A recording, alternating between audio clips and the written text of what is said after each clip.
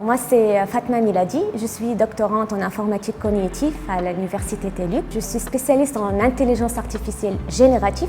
Donc, c'est le ChatGPT, les grands langages de modèles, donc c'est les LLM. Spécialement, c'est concevoir des chatbots, des agents conversationnels qui sont dotés des techniques de l'IA pour accompagner les apprenants. Donc, je m'adresse beaucoup dans le domaine éducatif. Donc, le but, c'est aider et accompagner les apprenants en ligne pour améliorer leur apprentissage. En utilisant cet agent conversationnel-là et en faisant des expérimentations réelles avec des apprenants dans la vraie vie, donc j'ai remarqué que vraiment cet agent-là, il aide l'apprenant.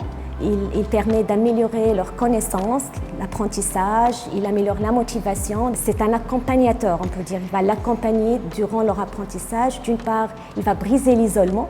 Donc, le fait d'avoir un outil comme cet agent-là, il va lui permettre de parler, d'interagir avec lui, de poser n'importe quelle question. Il est libre, il n'y a pas de jugement. Il peut l'aider à progresser, à améliorer des concepts qu'il n'a pas compris. Donc, c'est un outil vraiment qui a un impact positif d'après ce que j'ai fait, d'après la littérature aussi, qui aide et qui améliore l'apprentissage. Il y a cette crainte-là, surtout pour les rôles d'enseignants. Les enseignants, ils vont dire « Ah, on va perdre notre emploi, ah, il va nous remplacer ». Mais non, finalement, je le vois d'une autre manière que c'est un accompagnant. Il va accompagner l'enseignant, l'apprenant, bien sûr, et c'est un rôle complémentaire, ça va aider, on ne peut pas remplacer l'humain, car l'humain il a déjà son rôle qu'on ne peut pas même négocier ou bien discuter sur ça. C'est important le rôle de l'enseignant, et même l'enseignant il peut l'utiliser pour l'aider à planifier le cours, à corriger les examens, les travaux numériques, et aussi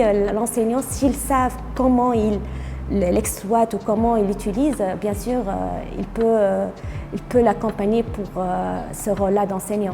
J'aime surtout si on trouve un défi ou bien un problème, comment le résoudre, donner une solution à ce problème-là, soit à travers des outils comme l'IA, comment l'utiliser pour résoudre certains problèmes. J'aime surtout aussi dans ma recherche, parce que doctorant, tout ce qui est la lecture des articles, la publication, la présentation de mes travaux de recherche. Déjà la semaine dernière, j'ai présenté dans un colloque. Ce domaine, je l'adore, je l'aime, je suis très motivée d'être dedans et je veux apprendre jour après jour.